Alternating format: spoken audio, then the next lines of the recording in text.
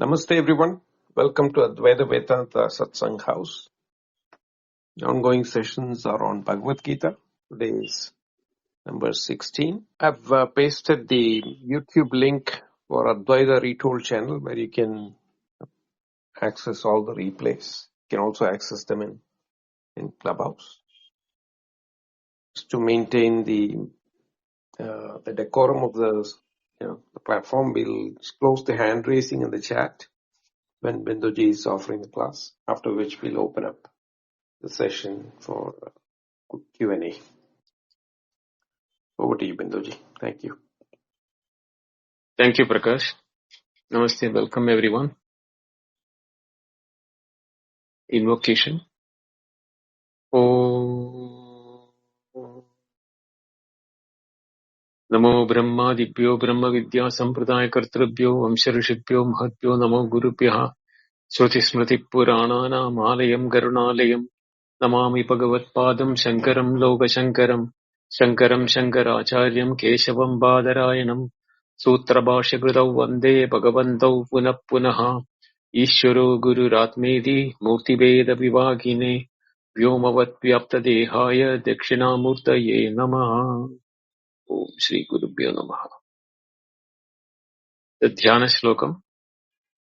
Yam Brahma Varunendra Rudra Marutaha Stunvandi Divyaistavai Vedai Sangapada Kramo Upanishadai Gayandi Yam Samagaha Dhyanavastita Tadgatena Manasa Pasyanti Yam Yogino Yasyandam na vidussura suragana devaya tasmai namaha devaya tasmai namaha devaya tasmai namaha.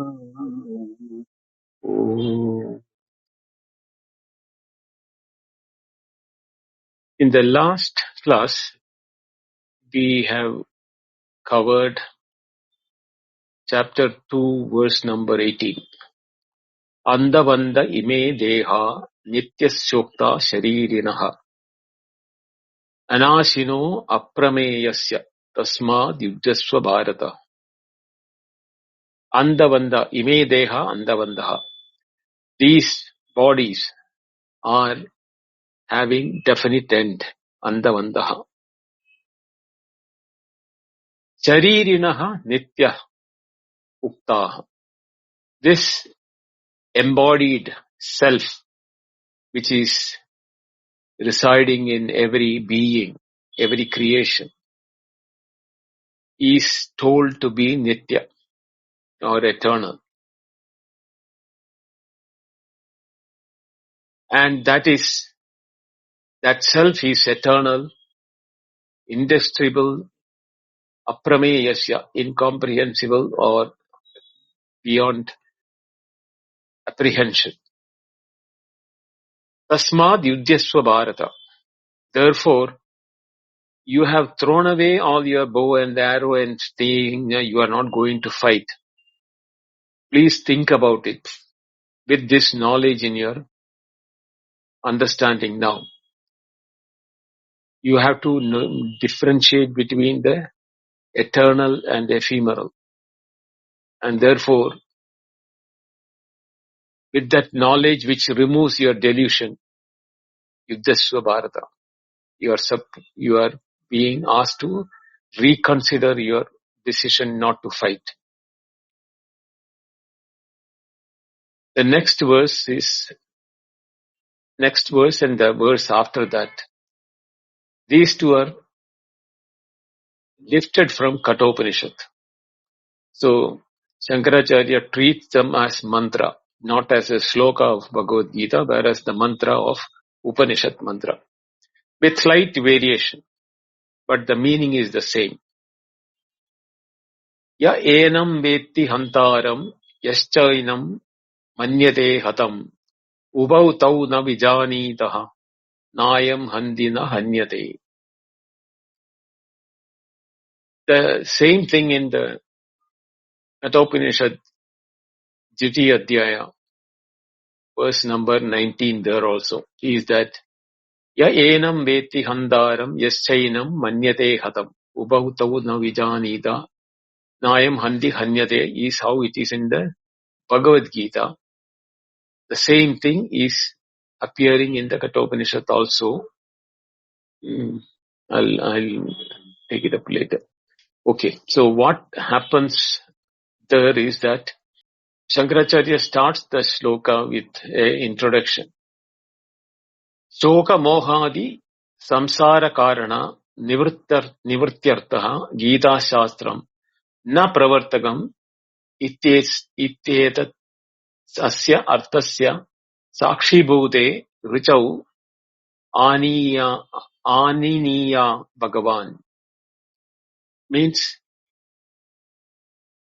this Bhagavad Gita is not an inducer or any action, but it is to remove the cause in the form of raga, shoka, moha.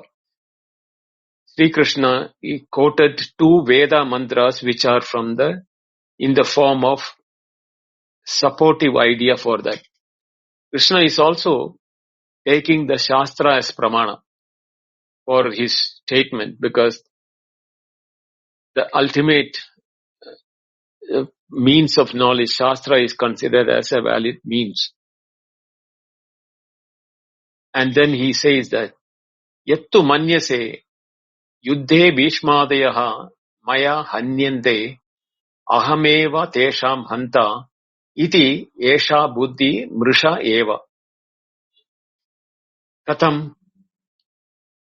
So, for the verse, this one is that, but if you think, in the war, Bhishma and others are killed by me and I am their killer.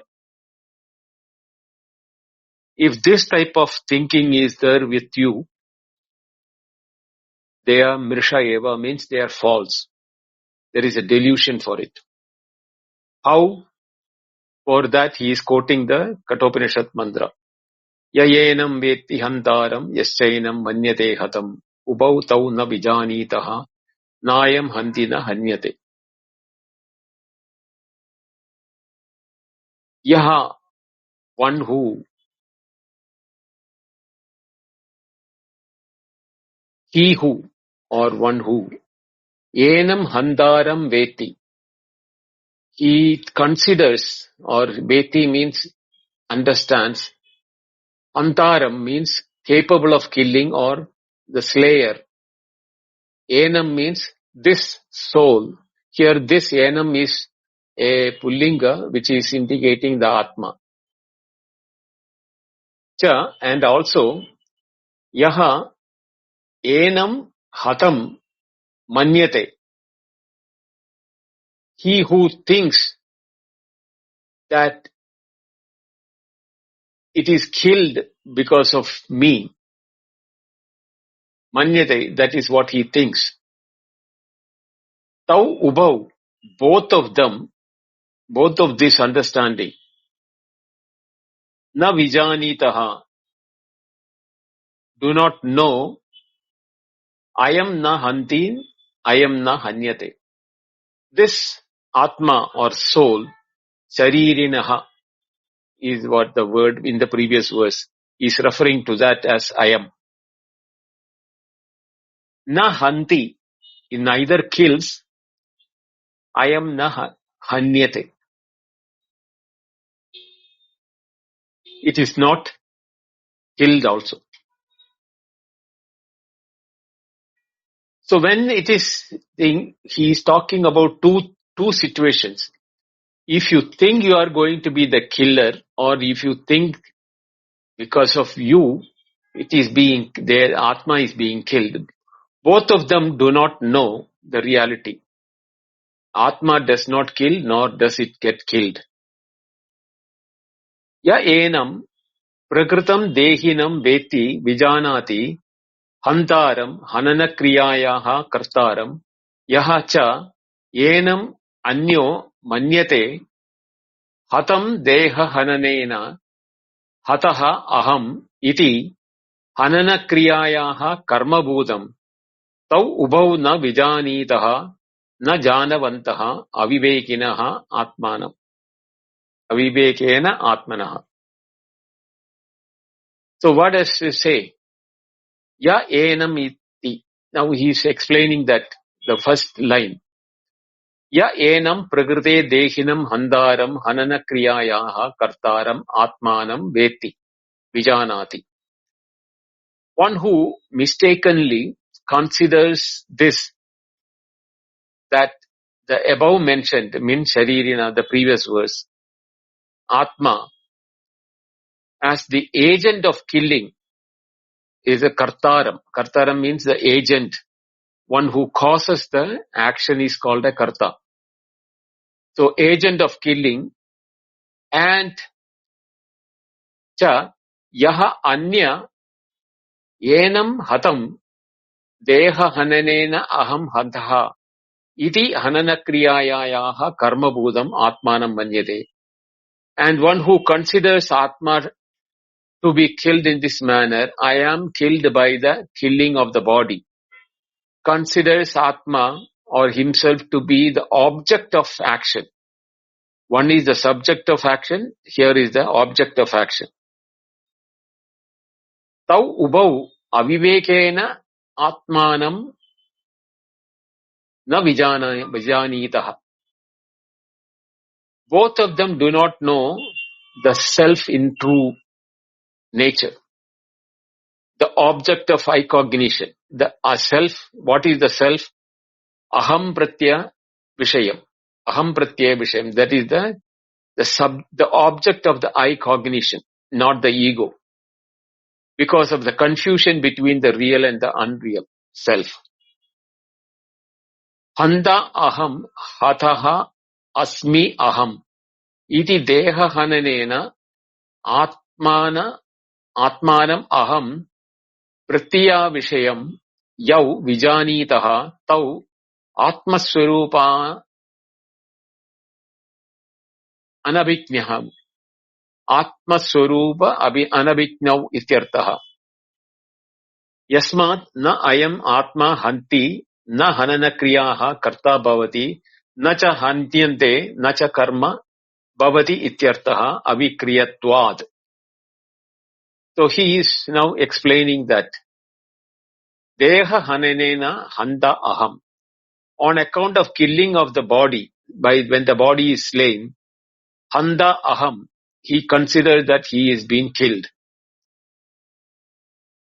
Hataha asmi aham iti atmanam aham pratyaya vishayam. Atmanam is being explained as aham pratyaya vishayam. The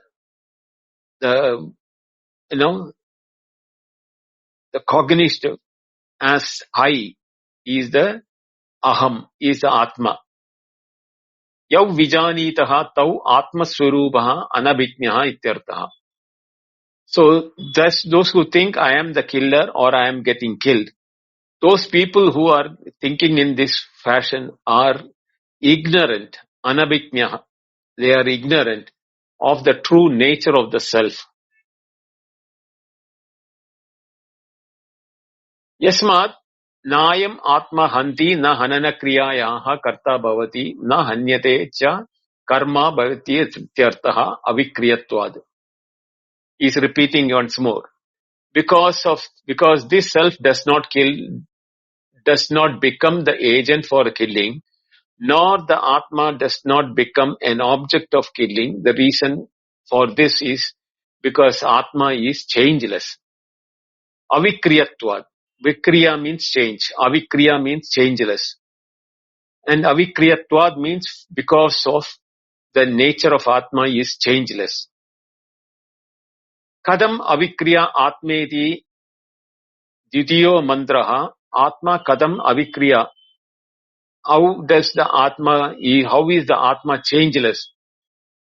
If that is the question which, if somebody is now doubting that, the next sloka or next mantra is the explanation for that. This is exactly how it has happened.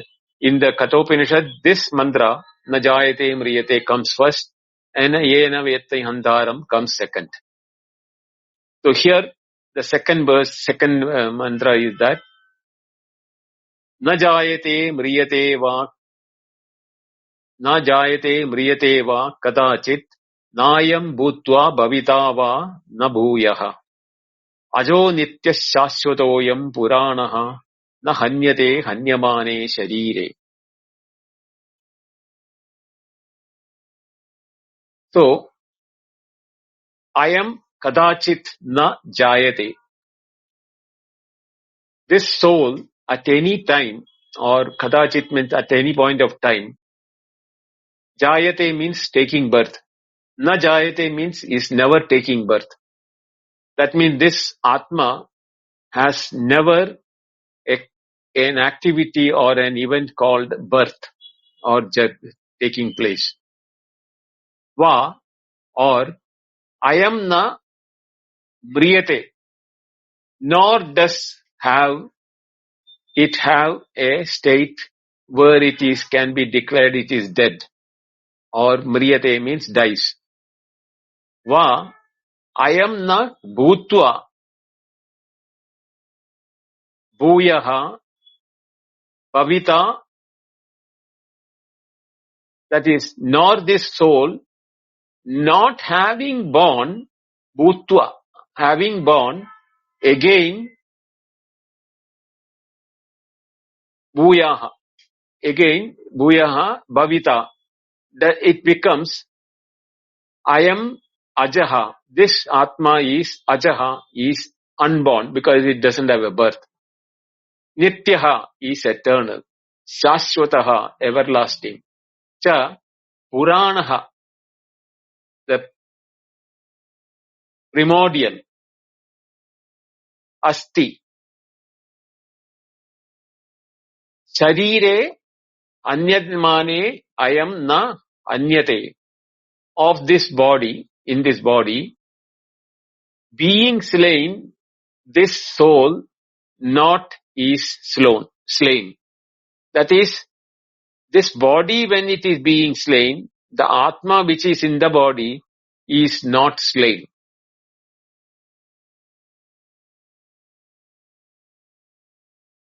In simple sentence, if we look at it,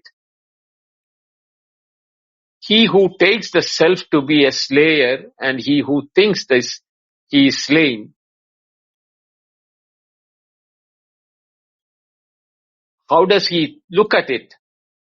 To him, the answer is, he is not born, nor does he have ever a death.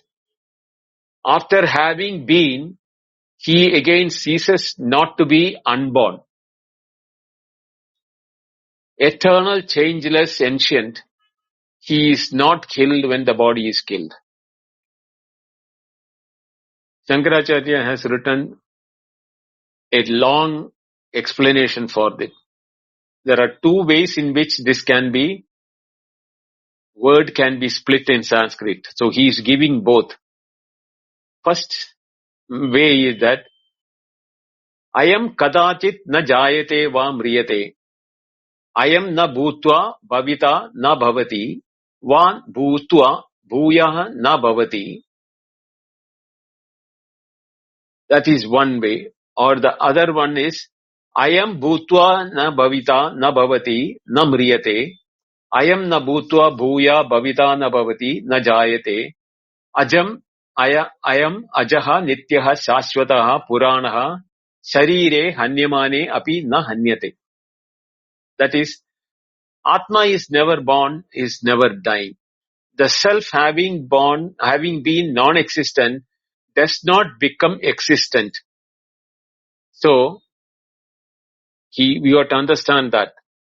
It is saying that having been non-existent, it doesn't come to existence. That is meant to be born. So, it is not being born. Or having been existent, it does not become non-existent again. It is something which is there existing and sudden is getting non-existent. Being means to die. Therefore, it is birthless, ajaha, timeless, nityaha, shashwataha, free from decline and free from growth. When the body is killed or undergoes metamorphic changes, the self is not killed or does not undergo any change. Now, this word bhutva bhavita can be split as abhavita also. So the second meaning is given almost the same way, but in the Sanskrit there is a difference. Ayam kadachit na jayate va na mriyate, ayam na bhutva abhavita va bhutva bhuyaha na bhavita. Bhutva na bhavita abhavita na mriyate. Ayam na bhutva bhuyaha bhavita na jayate. Ayam ajaha nityah shashwata puranaha sharire hanyamane api hanyate. That's it. That last second line remains the same. Never is this one born, never does this die, nor is it that it is having come to existence, it will cease to exist. Therefore, this is birthless, eternal, undecaying, ancient. It is not killed when the body is being killed. Now, I have to tell an incident which happened with me. This was way back in 78 December. That was my birthday. So, Swami Chinmayananda was in the ashram and I was the brahmachari there. So, when I went to him, early morning he comes out at 4 o'clock. So, I was there with after ready and bath and everything because it was my birthday and I wanted to take his blessing. So, I went, knelt before him and touched his feet and said, Swamiji, it is my birthday today. I had a thicker beard and this thing. He caught hold of my beard and shook my face. And then he said, Ajo nitya shashwatoyam puranaha. Whose birthday is it? He asked me.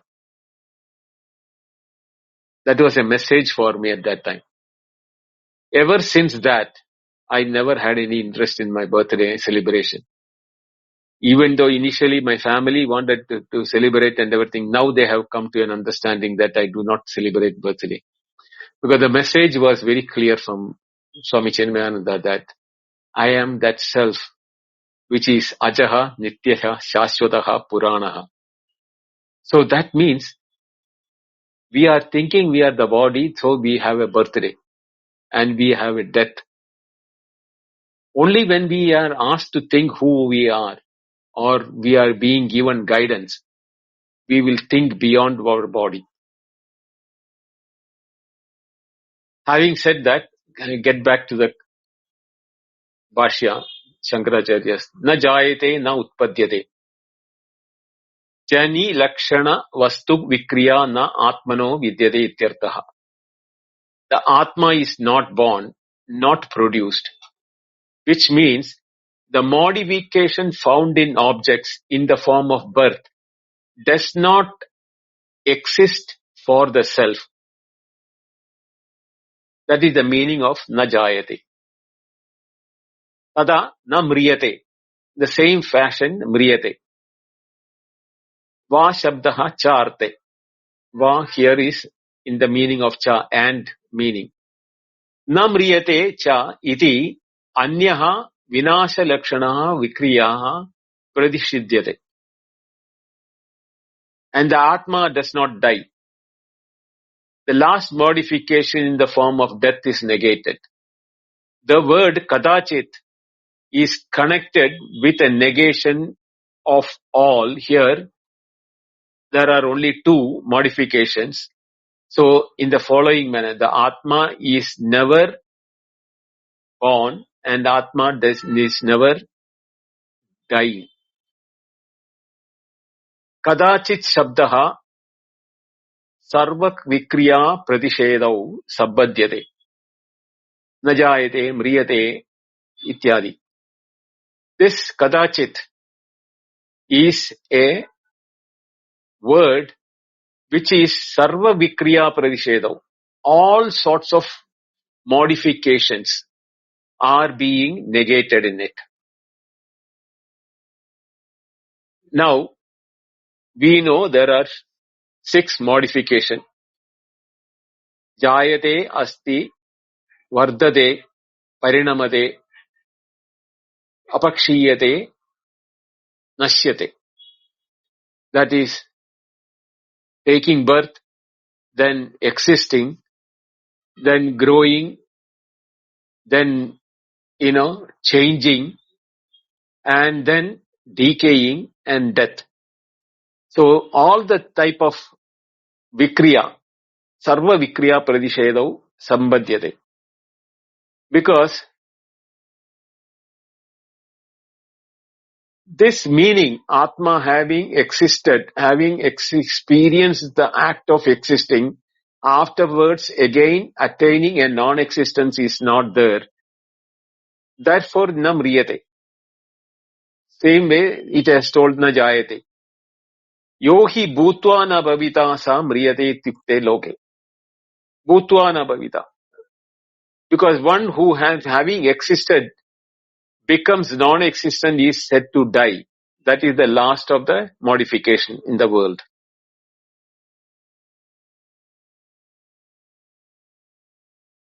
Yohi abhutva bhavita sa jayate ityuchyate.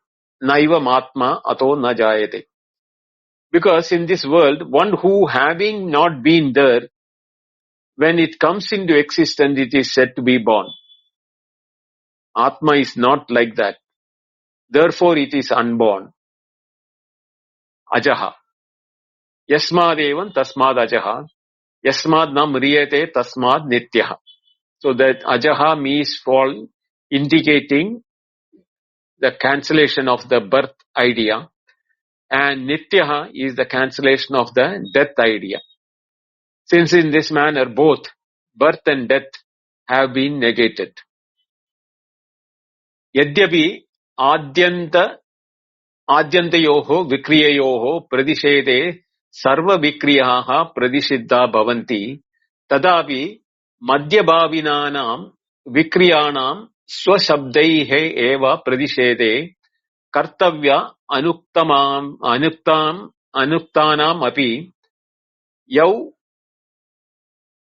Yavvanadi samasta vikriyanam pradishedaha yada syad ityaha shashwata ityadina. Now, ajo nitya shashwata, the word shashwata is for what? That is being explained. Even though when there is negation of the first and the last modification, we have to include all modifications standing in between to be negated. All modifications occurring between the birth and death is what is being specific words which are being used by Bhagavan's words, own words, without losing the original meaning of the words. With this idea, so that the negation of all modification of youth, etc., which are not mentioned in this state, in this sloka, will be mentioned. So, Bhagavan says, by the word Shashwata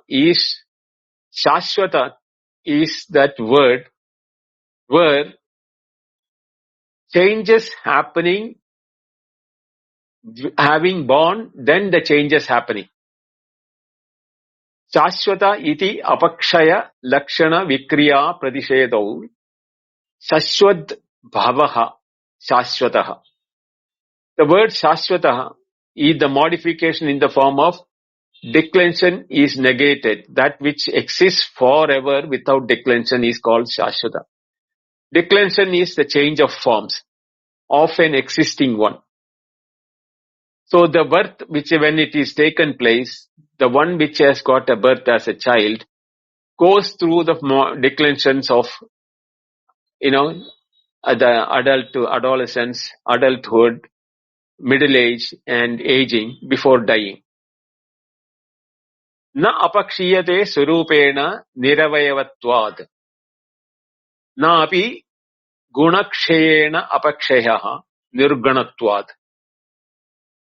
The Atma in its own form does not decline. Because if it's only matter, it will has declension or the changes. Because this is partless, niravayavatvad, Atma doesn't have an avayava or parts. So it's a partless one. Therefore, there is no declining for that body like the space. Being attributeless, gunavakshaya, nirgunatvad, that is also not possible because the qualities are not there. There is no quality which will increase or decrease or vanish. Therefore, nirgunatvad, the status quo is maintained in the nature of awareness or Atma. Apakshaya viparita api vriddhi lakshana vikriyaha purana iti padena pradishidyate. Modification in the form of growth which is opposed to declension is negated by the word puranaha. Purana means ancient, which is remaining what it was from the beginning. That is what is the word meaning Purana means.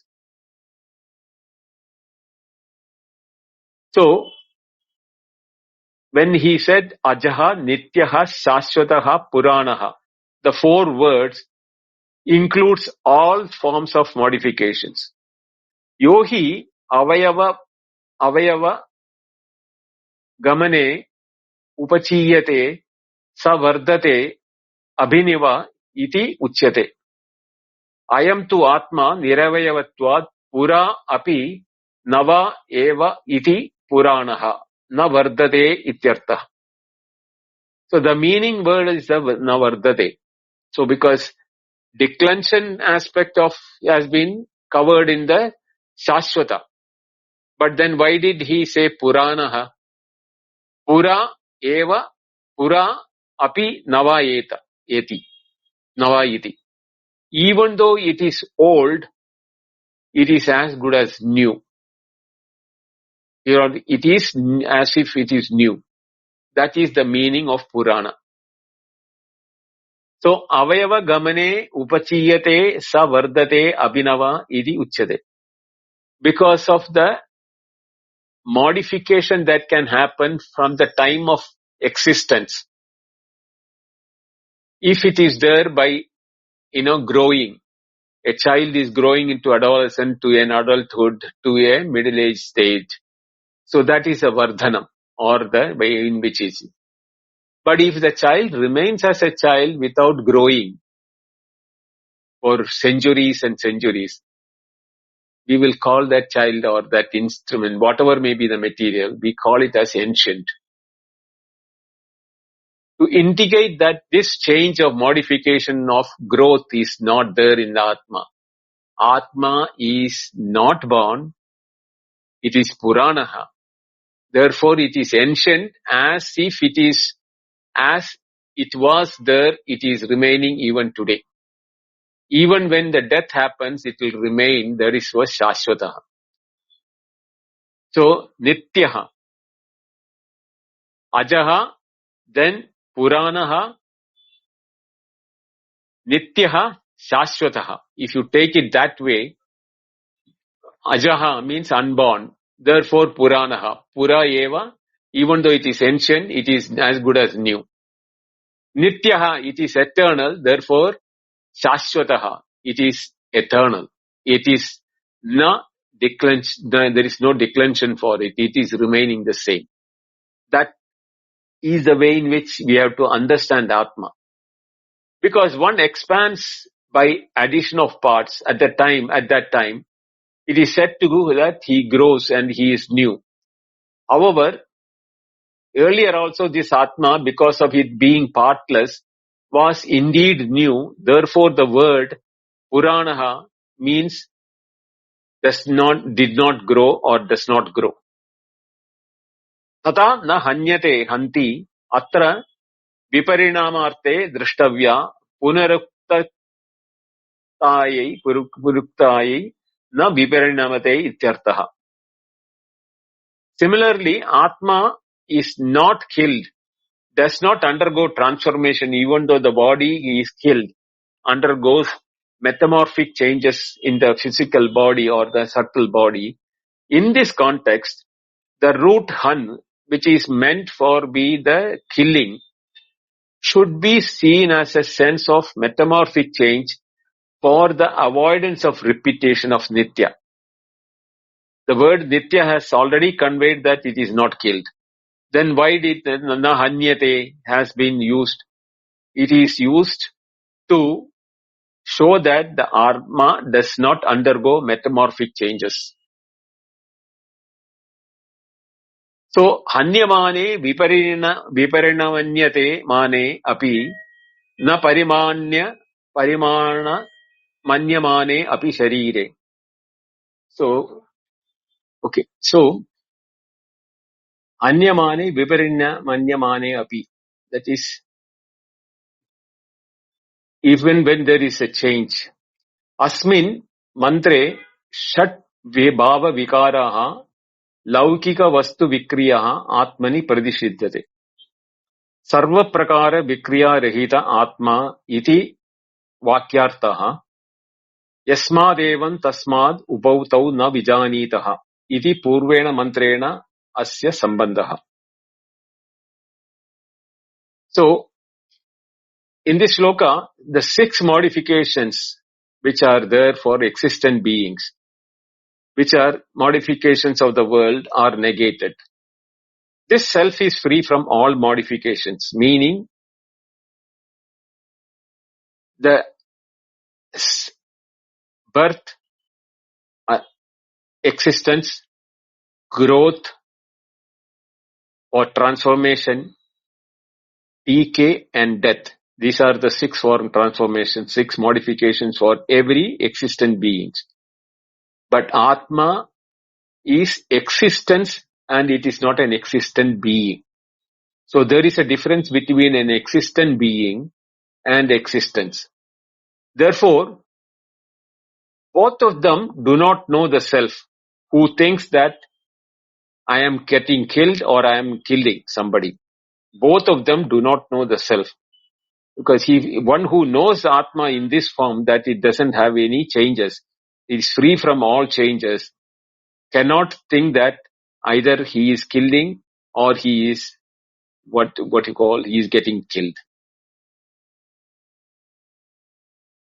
Here in that Ajo Nitya Shashwataha Puranaha, that even though there are only 4, that's the 6th one is implied by to be negated with the negation of the other 5, asti, temporary existence.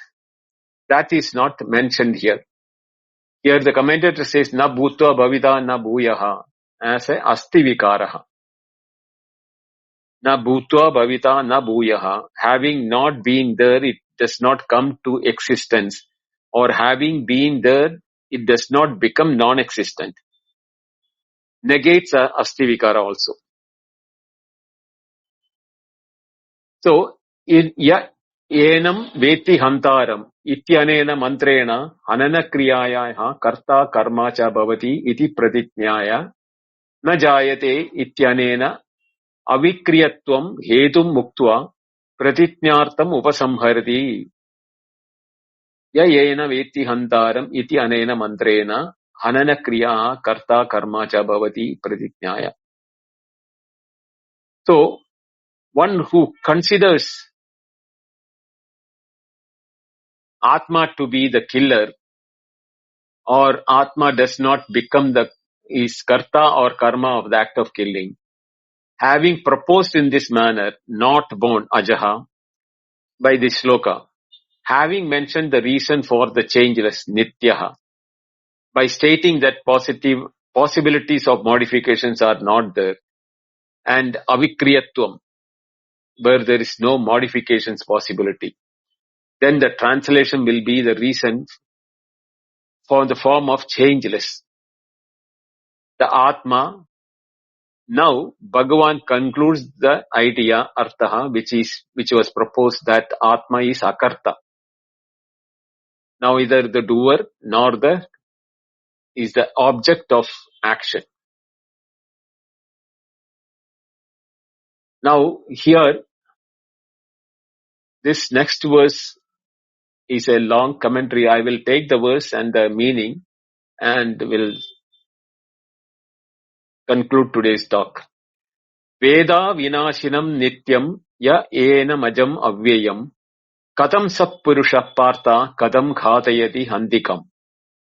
O Arjuna, one who knows this Atma free from destruction, free from metamorphic changes, free from birth and free from decline and free from death, how and whom can he kill or anyone, or how and whom can he instigate to kill? So when we look at the word by word meaning,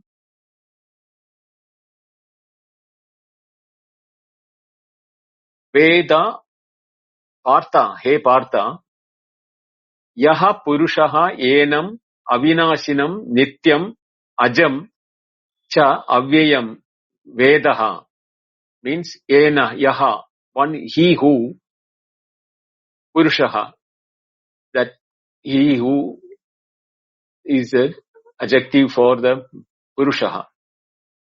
Enam, this Atma, Avinashim, imperishable, Nityam, eternal, Ajam, free from birth, Cha, and Avyayam, without a decay, Vedaha, one who knows that, Saha Purushaha, Katam, that person, how can he, Kam Hadayati, Kam Hanti, whom can he cause to be killed or whom can he kill?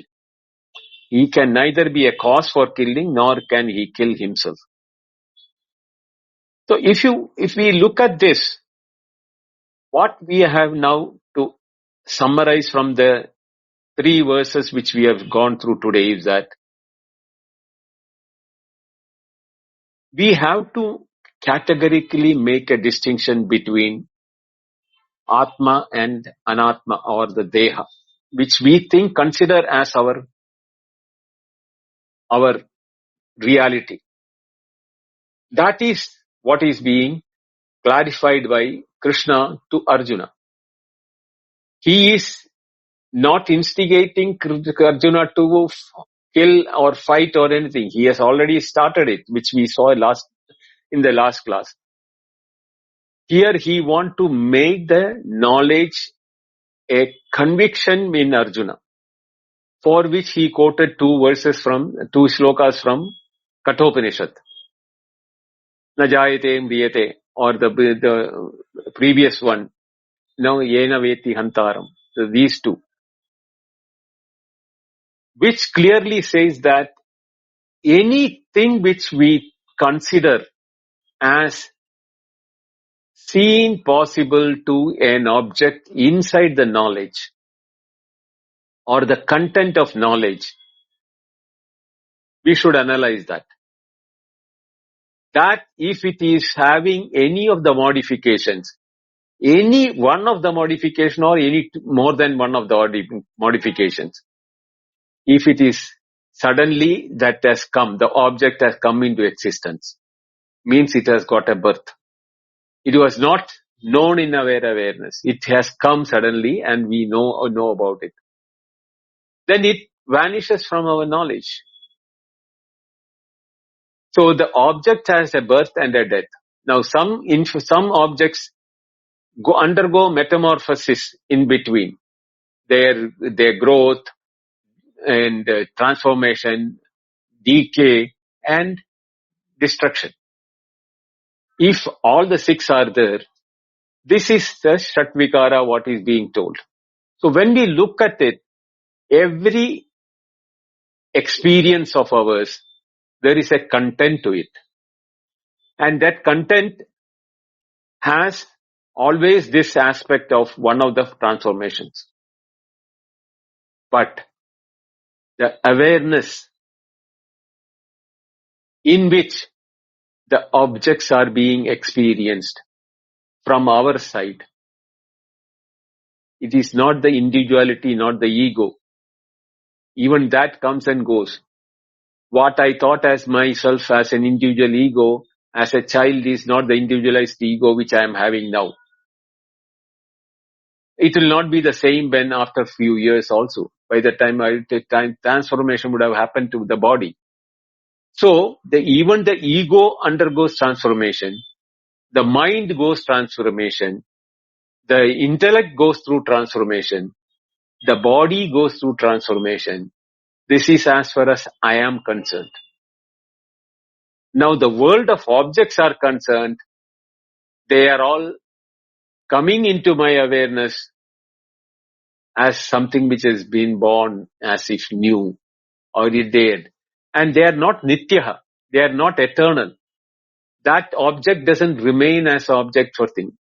Including what Krishna says is that Akasha. In the last one where Venkat asked me that question. Prithiviyadi. Everything from the Akasha onwards is getting destroyed. It was not there, the space standard started expanding. Whether you call it a Big Bang or expansion of the universe, it is ever growing. So that means there is a Vardhanam, which is a modification of metamorphosis changes. And as per the Puranas, this whole experience will collapse, called Pralaya. And then another Big Bang will happen. Again, another set of worlds will happen. This is what it has been mentioned. So, we won't be there because we are caught in between. So neither we can go back in time nor can we go into future of time and think about it. So we have to depend upon what has been mentioned in the books, or if we take the modern knowledge also, what is expanding cannot be in a perpetual expansion, because after this expansion, the energy, when it becomes energy, has to be always constant. So what happens is that the expansion consumes the energy, then energy has to become zero. That will not happen. So what happens is that the expansion will start contraction after a certain period. That is the time when the reverse of the Big Bang will take place. So these type of things which we can think, I'm not saying what I'm saying is right. From my thought process, what I am thinking is what I'm saying. So all those things are showing that in the consciousness, these things are coming and going. So what is remaining unchanging is not the consciousness which we think happening in our intellect, because even that is undergoing change. We are not consistent in our awareness in the intellectual or mental level. Yesterday time or Kuldeep was talking about it. So we have not seen or experienced that unchanging nature of our Atma. The only time when we get a glimpse about is when we are in our deep sleep. That has no changes. But that is the substratum from which the waking and the dream comes up and goes back into it. So when it is coming, the birth is taking place. So a waker is born or a dreamer is born. And when that is going back, the waker is dying when it is going into deep sleep. And we say that when the waker comes up, the world remains the same. That is what we think. But if you are accepting the science as a fact, in an ever enlarging space, it has changed its location, and that change of location has got new dimensions and everything. So we cannot say that the waking which we are seeing today is the same as that of yesterday. So in all this formation, what is happening is that we are not able to see this Atma or experience the Atma in our waking due to the mind and intellect being preoccupied with the conditions of the content of knowing. Same is the case with the dream. The only place where we can say we are experiencing at the same time we do not know that because our mentally we cannot know it. That is the place that where we are the knowledge itself or the knowing itself, not as an activity, but as a vibrant knowledge. So when we can know this in our waking and detach ourselves, our association and the feeling that I am the physical body, the mental body, the intellectual body and all those things, we are freeing ourselves from this wrong knowledge or delusion or ignorance, which is making us go through the metamorphosis of birth and death. So neither are we born nor are we going to die in reality, but our waker will be born and waker will die, dreamer will be born, dreamer will die, but I, which is not the waker, not the dreamer, not the deep sleeper, will remain ever. Tebyo vilakshana sakshi. So therefore nityaha. I am ajo nityaha shashwataha puranaha. Na hanyate hanyamane sharire.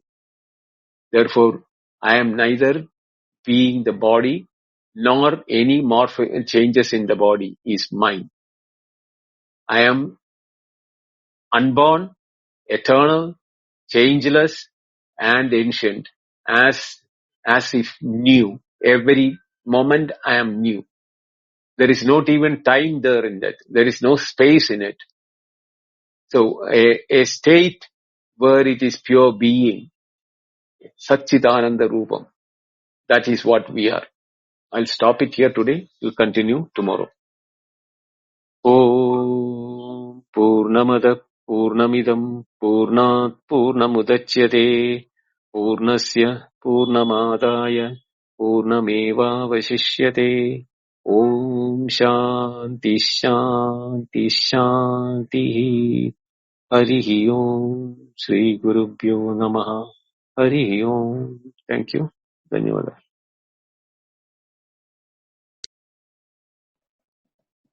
Thank you very much, Binduji. I've opened the chat and the hand raising for if you have any questions to follow up.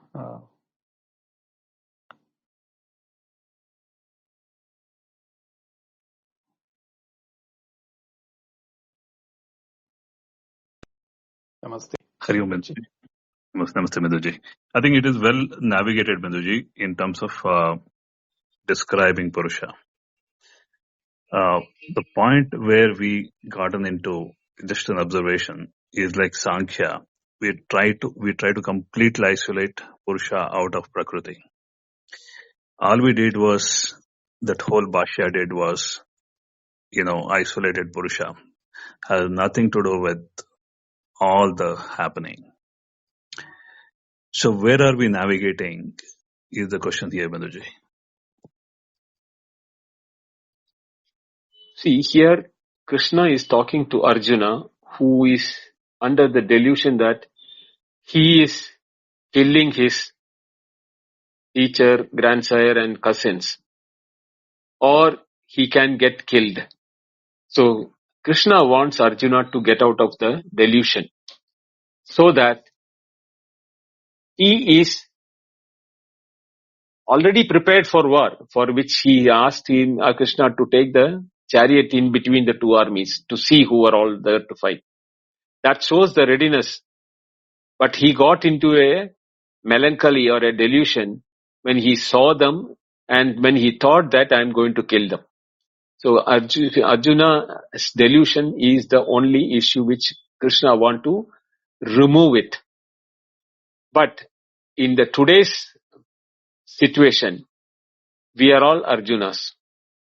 Our life is a everlasting fight, thinking that we are the physical body born and everything that which the body needs, roti, kapda, makan, or the food, clothing and shelter onwards, every possession and everything, we are fighting and making our life a tiresome and endless living, and knowing very well that the death is standing behind us. All he has to do is tap on our shoulder and there is the ends the matter. When we look back and then we die, because we are seeing death in front of us. We think that these are the way in which I am living. But Krishna has to, when he tells Arjuna, he is telling to all of us that if you think you are the physical body with the ego, you will work for this food, clothing and shelter and possessions and progeny and etc. But are you the body? Are you the body? I've told very clearly, even quoting the Upanishad, that you are unborn, eternal, changeless and ancient, as new as ever. Why are you thinking you are this limited physical body?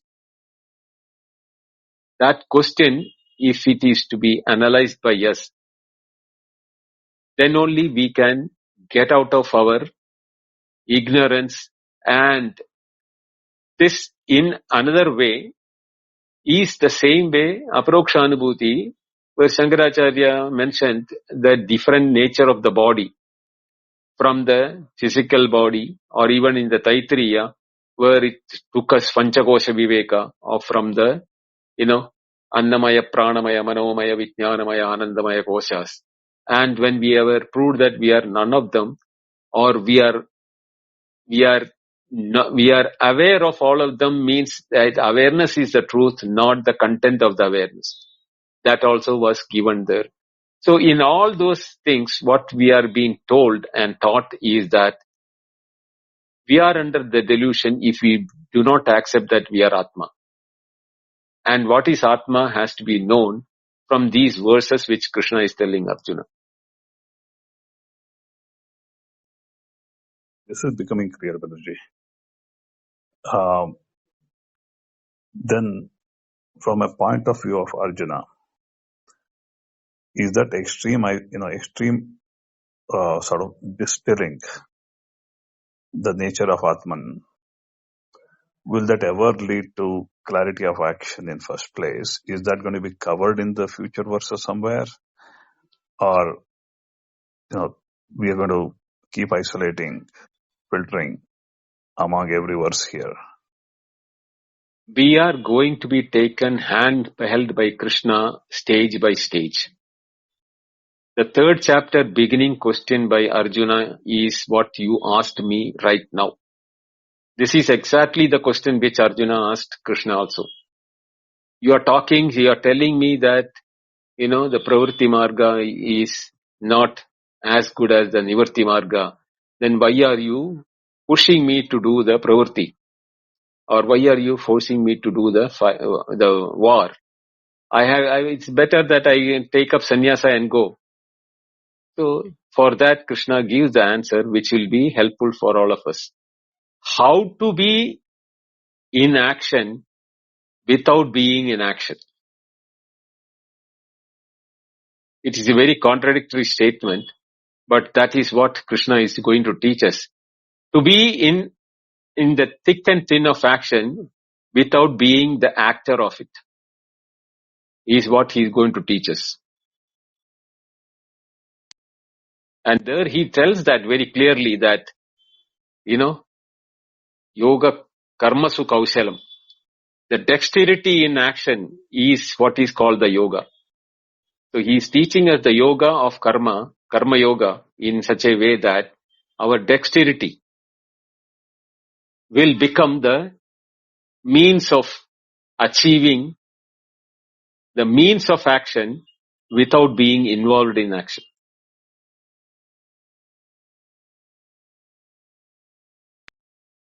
Sure, Bandaji. We'll wait till the chapter 3. We'll go through the current flow as is. Thank you, Bandaji.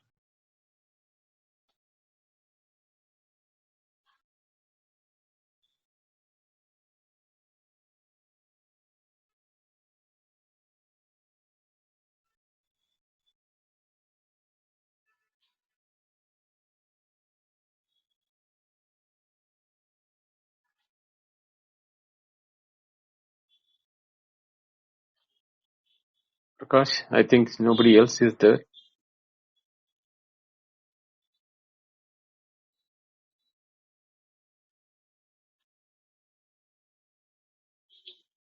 We'll continue tomorrow then.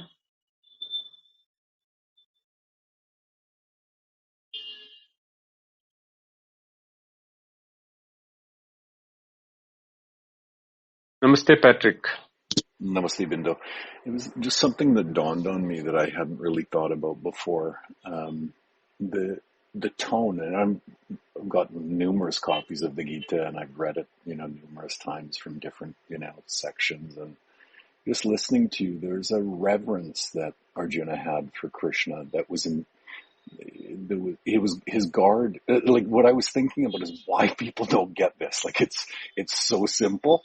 And the Gita it's full of yoga, but it's full of Advaita. But there's this resistance that everyone has. There's a block, and it's like there's a guard. But it just dawned on me that Arjuna has this reverence and almost a love for Krishna, that it's right from the beginning, chapter 1, you hear it in his words, and there's no guard that's up. I mean, he doesn't wholly accept everything because he's questioning his teacher, his charioteer, but there's something really lovely in that. I don't know if you've ever thought about that, but that's where the block is, because there's a knowing with me that you and I could talk as two men, and we might disagree on something, and I might have a different perspective, but your perspective doesn't come out of a lack of earnest, that you're genuine in your beliefs and maybe your misapprehensions, but there's no hidden agenda. And so many times you hear people talking about this content or something else, and there's an agenda. Most gurus, you hear them, the online gurus, there's an agenda. I want you to sign up. I want you to buy this course. I want you to come to my ashram. I want you to do this. I want you to lay at my feet, all of that. So have you thought about that before? That is the beauty between the relationship between Krishna and Arjuna, no? They are the best of the friends. And as a friend, this side of Krishna is first time Arjuna is listening to him. And Arjuna was to listen to this only when he showed his weakness. Otherwise, all other places Arjuna was showing that he is the warrior and the most successful, warrior class, and he could defeat even the Devas and even Shiva. He had taken on a fight. So all those things are, the thing which Arjuna had in his head. But when he saw that he had to kill his grandsire and the teachers, all the valor went for a 6. He did not know whether he's doing the right thing or wrong thing. Because in earlier cases, he had that problem. He didn't have this problem because there was a purpose behind the fight. Here, even though he knew the purpose is there, he felt the purpose is minuscule when compared to the crime he is going to commit. So he had a mind which was in such a despondency where he knew that this time Krishna is going to help me. That is the best for me. Nobody else can do this. And that is why he has agreed to become my charioteer. That is, a charioteer or the one who is there in the chariot along with him all through the battle, every minute and every second of it, till he comes for the fight, till he goes back to his camp. So, to such an extent, Krishna has given Arjuna a confidence that I'll be with you. And such a friend, when he advises, Arjuna is all ears to him, because he knew that there is no agenda or hidden agenda from Krishna on pushing him to do this job. It is only removing his despondency is Krishna's job. Otherwise, Krishna knows Arjuna is capable of defeating everyone in that battlefield. That is not a question at all. But he had a problem only, that is despondency or that melancholy which has caught him. And Krishna's only job is to take him out of it. And that can only happen only with the knowledge. Because you cannot wipe his tears and tell everything will be alright. Arjuna is not going to take that.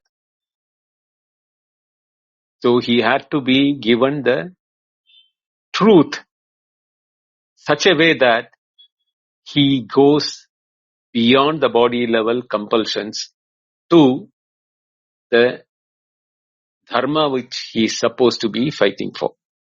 That is why I felt that that is, as you rightly said, the synchronizing nature between Krishna and Arjuna is unique. And that is the very reason why Krishna, in spite of being in the middle of the war, starts talking about philosophy, knowing very well that it is this time or never. That is why it's a beautiful dialogue between them. You're right. It's a love story. I mean, I know I'm a sap for that kind of stuff, but my pranams to all the genuine seekers that are in the room. My pranams to you, of course, but Venkat, of course, always coming every time when I met him, and yeah, it's just a love story, that relationship and the seeking of the truth and to know that truth. It's a love story. Very beautiful. Anyway, Hari Om. Patrick, it's Hari Om. You're bang on target.